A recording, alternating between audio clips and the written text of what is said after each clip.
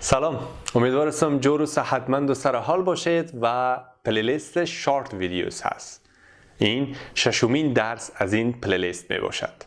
در این درس بالای 3 جمله خواهیم پرداخت که ببینیم نوآموزا چه قسم میگه و پیشرفته ها چه قسم میگه. شما بسیار مقبول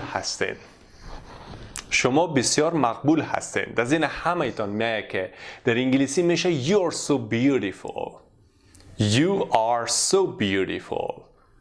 جمله است که زیاد شنیدیم به خاطر که نوآموزا بیشتر استفاده میکنه، اما پیشرفته ها میفهمین چی میگه.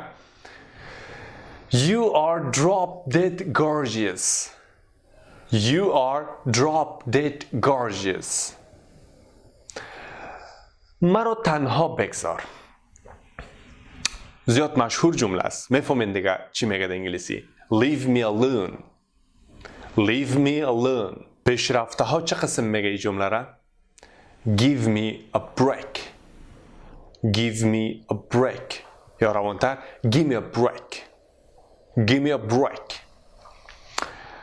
ما غذا خورده رایستم. در انگلیسی میشه I'm eating food. I'm eating food. خب نوآموزا به می شکل میگه، اما پیشرفته ها چی میگه؟ I'm having a meal. I'm having a meal. امیدوارم از این درس چیزی را یاد گرفته باشید. اگر به اندازه سر سوزن هم برداشت کردید پس لایک، سابسکرایب و زنگوله پهلوی سابسکرایب فراموشتان نشه. وقت خوب و خوش. ویدیو بعدی میبینیم. الله حافظتان.